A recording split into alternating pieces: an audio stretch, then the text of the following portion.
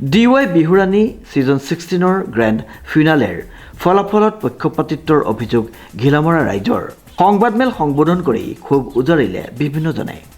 উল্লেখযোগ্য যে DY বিহুৰাণী season 16-ৰ grand ফিনালেৰ ফলাফলত পক্ষপাতিত্বৰ অভিযোগ তুলিছে ঢকুৱাখানা ঘিলামৰাবাসী ৰাইজে। উল্লেখযোগ্য যে DY বিহুৰাণী ছিজন 16-ৰ গ্ৰেণ্ড ফিনালেত অংশগ্ৰহণ কৰি ৰাজ্যৰ এগৰাকী আগশাৰীৰ বিহুৱতী ঘিলামৰাৰ বৰষা বুঢ়াগোঁহায়ে ৰাজ্যৰ বিভিন্ন শ্ৰেণীৰ দৰ্শকৰ পৰা সৰ্বাধিক 1,31,420টা ভোট লাভ কৰিছিল যদিও তেওঁতকৈ বহু কম 52,410টা ভোট পাবলৈ সক্ষম হোৱা নগাঁৱৰ দীপামণি বৰাকে এইবাৰ চূড়ান্ত বিজয়ী ঘোষণা কৰাত ৰাজ্যৰ সৰ্বতে প্ৰতিক্ৰিয়াৰ সৃষ্টি হৈছে। 2025 বৰ্ষৰ DY বিহুৰাণীৰ যিটো ফলাফল দেখিলোঁ, সেই ফলাফলটো দেখি ওলাই আহিলোঁ ময়ো দুআষাৰ কওঁ বুলি। আচলতে এই বৰ্ষৰ DY বিহুৰাণীৰ যিটো ফলাফল হ'ল, সেই ফলাফলটো দেখি আচৰিত হ'লোঁ। বিগত বছৰকেইটাত হৈ যোৱা ভোটিং পৰ্যায়ত যিটো ফলাফল লাভ কৰিছিল, এই বছৰ তেনেকুৱা এটা ফলাফল আমি দেখিবলৈ নাপালোঁ।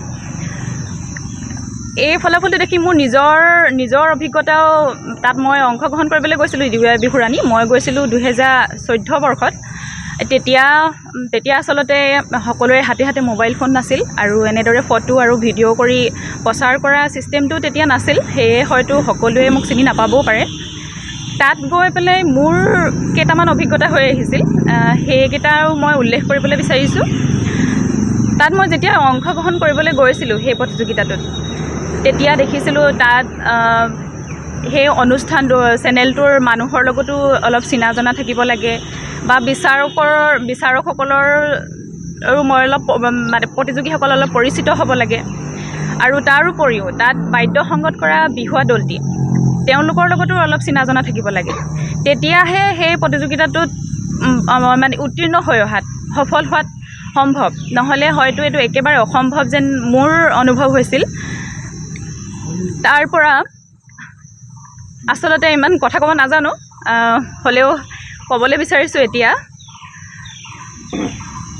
কিন্তু মই যেতিয়া মোৰ সেই সপোনটো ভাঙি গৈছিল, আধৰুৱা হৈছিল, তেতিয়া মই ভাবিছিলোঁ মোৰ সপোন যেনেদৰে ভাগিল তেনেদৰে বাকীসকল প্ৰতিযোগীৰ ক্ষেত্ৰত এনেকুৱা হ'ব নালাগে। সেইকাৰণে আমাৰ এই অঞ্চলৰে বৰষা বুঢ়াগোঁহাই ওলাই গৈছিল, খুব ভাল পাইছিলোঁ। ভাবিছিলোঁ মোৰ আধৰুৱা সপোনটোৰ আমাৰ অঞ্চলৰে বৰষাই যদি লাভ কৰে খুব সুখী হ'ম। এইটো বুলি নহয় যে আমাৰ অঞ্চলৰ পৰা গৈছে সেইকাৰণে তাই তাত সফল হৈ আহিব লাগে, সেই বুলি আচলতে নহয়। তাই এগৰাকী ভাল নাচনী, সেইকাৰণেহে আমিও আশা কৰিছিলোঁ তাই এই ফলাফলটো পাব, এই বৰ্ষত তাই বিহুৰাণী হ'ব। সেইমতে ভোটিং ছিষ্টেমতো তাই সৰ্বোচ্চ ভোট লাভ কৰিছিল। কিন্তু সেই ইমানখিনি হোৱাৰ পাছতো ফলাফলটো আমি বিপৰীত দেখিলোঁ। সেইটো এটা আমাৰ কাৰণে এটা প্ৰশ্নবোধক হৈ ৰ'ল। DY বিহুৰাণী ছিজন 16-ৰ এইবাৰৰ প্ৰতিযোগিতাত পূৰ্বৰ নীতি নিয়ম জলাঞ্জলি দি বিচাৰকে দৃষ্টিকটুৰভাৱে পক্ষপাতিত্ব কৰাৰ অভিযোগ তুলিছে ঢকুৱাখানাৰ বিভিন্নজন সাংস্কৃতিক কৰ্মীয়ে। ঘিলামৰাৰ ৰাজহুৱা ভৱনৰ প্ৰাংগণত এক সংবাদমেল আয়োজন কৰি DY বিহুৰাণী ছিজন 16-ৰ আয়োজক পক্ষক বিষয়টো গুৰুত্ব সহকাৰে বিবেচনা কৰিবলৈ আহ্বান জনায়। যেতিয়াৰ পৰা বিহু পৰিৱেশন কৰিছিলোঁ বা মানে যেতিয়াৰ পৰা বিহু মাৰিছিলোঁ, তেতিয়া DY 365ৰ যি বিহু তেওঁলোকে মানে পৰিৱেশন কৰে তাক আমি চাই শিকিছিলোঁ, জানিছিলোঁ আৰু বুজিছিলোঁ। কিন্তু এই বছৰ DY 365ৰ যি বিহুৰাণী, সেই বিহুৰাণী হয়তো আমাক হতাশাগ্ৰস্ত কৰিছে।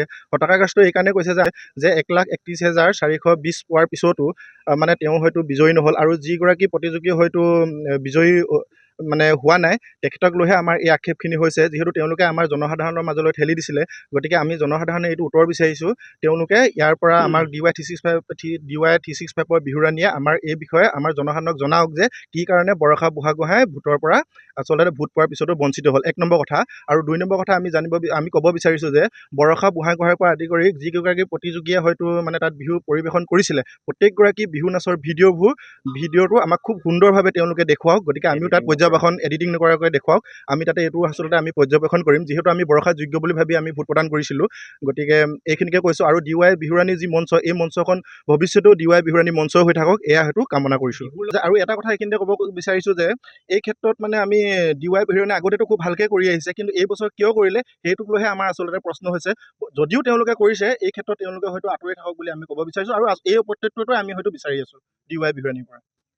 সদৌ অসমবাসী ৰাইজলৈ আমি এপাহতে ৰঙালী বিহুৰ ওলগ জনাইছোঁ। আজি DY 365ৰ 16 নম্বৰ ছিজনৰ যি DY বিহুৰাণীত আমাৰ ঘিলামৰাৰ যি বৰষা বৰগোহাঁইৰ লগত যি বুঢ়াগোহাঁইৰ লগত যি এইটো পৰিস্থিতিৰ সৃষ্টি হ'ল, তাৰ কাৰণে আমি অত্যন্ত দুখিত। আমি এইটো কথাকে ক'ব বিচাৰিছোঁ, যদি সন্মানীয় বিচাৰকসকলে তেখেতসকলৰ বিচাৰৰ উপযোগী হিচাপে তেখেতলোকে এই বিহু ৰাণীসকলক তেখেতলোকে বিবেচনা কৰি উলিয়াব নোৱাৰিলে, আৰু এই বিষয়টো সম্পূৰ্ণ তেখেতলোকে ৰাইজৰ মাজলৈ ঠেলি দিলে। ৰাইজৰ মাজলৈ ঠেলি দিয়াৰ পাছত আমাৰ বৰষা বুঢ়াগোহাঁইয়ে গোটেই কেইগৰাকী প্ৰতিযোগীতকৈ সৰ্বোচ্চ ভোট প্ৰদান কৰাৰ পাছত তেখেতক সেই সন্মানটোৰ পৰা বঞ্চিত কৰাৰ কাৰণটো কি, সেইটো আচলতে আমি বুজি নাপালোঁ। আমি জানো, আমি সৰুৰ পৰা দেখি আহিছোঁ, আজি এই ভোটিং প্ৰক্ৰিয়াটো মানে কি, যি সৰ্বাধিক ভোট পায় তেখেতকে আমি শ্ৰেষ্ঠ বিবেচিত বুলি আমি গণ্য কৰি আহিছোঁ। কিন্তু আজি DY যিটো ছিষ্টেম হ'ল, কিন্তু আমি তাত অত্যন্ত দুখিত আৰু অত্যন্ত আমি লজ্জিত। যিহেতু তেখেতলোকে যদি এই বস্তুটো যদি আগতেই যদি প্লেনিং কৰি ৰাখিছিলে, তেতিয়াহ'লে এই ভোটিং প্ৰক্ৰিয়াটো ৰাইজৰ মাজলৈ ঠেলি দিয়া কি মানে মানসিকতা আছিলে? এইটোতো হ'ব নালাগে যে ভোটিঙত বৰষা বুঢ়াগোহাঁইয়ে আজি 1,31,420টা ভোট তেওঁ প্ৰদান কৰিছে। গতিকে এই 1,31,400 ভোট প্ৰদান কৰা অসমৰ যিসকল ব্যক্তি, তেখেতসকলৰ এই কি ভোটটোৰ কিবা মূল্য নাই নেকি? তেখেতসকলে আজি DY 365 কি বিচাৰিছে যে কি অসমৰ মানুহৰ কোনো মানে ভোটৰ কোনো মৰ্যাদা নাই কি, লোক সংস্কৃতিৰ লগত তেখেতলোকৰ কোনো একো সম্পৰ্ক নাই বুলি তেখেতলোকে ভাবিছে নেকি? তেখেতলোকে জানে, তেখেতলোকে বুজি পায়, সেইকাৰণে বৰষা বুঢ়াগোহাঁইক তেখেতলোকে এই ভোটটো প্ৰদান কৰিছিলে। গতিকে আমি এই কথাটো আপোনালোকক সজোৰে মানে প্ৰতিবাদ নহয়, আমি আপোনালোকক মানে জনাইছোঁ। কাৰণ কেলৈ আজি 16টা ছিজন হ'ল। DY বিহুৰাণীৰ যি ছিজনটো চলি আহিছে, আমি খুব আন্তৰিকতাৰে তেখেতলোকক আমি সমৰ্থন জনাই আহিছিলোঁ। আমি তেখেতলোকক খুব শ্ৰদ্ধাৰে আমি এই অনুষ্ঠানটো আমি উপভোগ কৰিছোঁ। যিহেতু আমি বিহুৰ লগত জড়িত থকা মানুহ হিচাপে আমি তাৰ পৰা 2-4 কথা আমি মানে বুজাৰ আমি চেষ্টা কৰিছিলোঁ। কিন্তু এনেধৰণৰ যদি পৰিস্থিতিটোৰ সৃষ্টি হয়, তেতিয়াহ'লে এই উঠি অহা প্ৰজন্মটোক তেখেতলোকে সঠিক কি সমাধান দি কোনটো ৰাস্তাত তেওঁলোকে লৈ যাব, সেই কথাটো কিন্তু আমি যথেষ্ট মানে চিন্তা কৰিবলগীয়া বিষয় হৈ পৰিছে।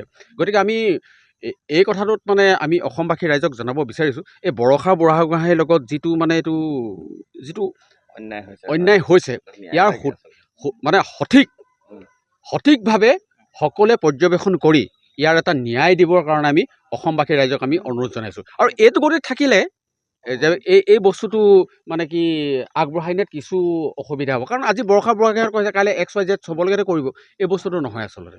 সকলোৱে এই কথাটোত প্ৰতিক্ৰিয়া প্ৰকাশ কৰিছে। আপোনালোকক আমি ধন্যবাদ জনাইছোঁ। বৰষা বুঢ়াগোহাঁইৰ মানে সপক্ষে আপোনালোকে যি ন্যায় বিচাৰিছে ফেচবুক বা অন্যান্য ইনষ্টাগ্ৰামৰ জৰিয়তে, তাৰ কাৰণে আমি আপোনালোকক ধন্যবাদ জনাইছোঁ। কিন্তু আমি ইয়াৰ লগতে আৰু এটা আহ্বান জনাম, যিহেতু 1,31,420গৰাকী মানুহে ভোট প্ৰদান কৰিলে, এই ৰাইজসকলৰ ভোটৰ কোনো মূল্য দিয়া যেন আমাৰ DY বিহুৰাণীত দেখা নগ'ল। গতিকে আহি থকা দিনত এনেকুৱা ধৰণৰ বিসংগতি থাকিলে নিশ্চয় নিউজ চেনেলবিলাকত যিবিলাক বিহু আয়োজন কৰে, এই বিহুৰ প্ৰতি আমাৰ প্ৰতিযোগীসকলৰ যিটো হেঁপাহ আছিলে, যিটো ইচ্ছা আছিলে, এইটো নাইকিয়া হৈ যাব। আৰু লগতে আমি এইখিনিতে সন্মানীয় এই চেনেলবিলাকত যিসকল সন্মানীয় বিচাৰকে বিচাৰ কাৰ্য কৰি আছে, সেই এই লোক সংস্কৃতি গৱেষক, বিশেষকৈ বিহু সংস্কৃতিৰ লগত ওতঃপ্ৰোতভাৱে জড়িত সন্মানীয় বিচাৰকসকলকো আমি আহ্বান জনাম। তেখেতসকলে আচলতে অসমৰ জনমানসত এটা খুব ভাল তেখেতসকলৰ মৰ্যাদা আছে বা স্থান আছে, ৰাইজে তেখেতসকলক সন্মান কৰে।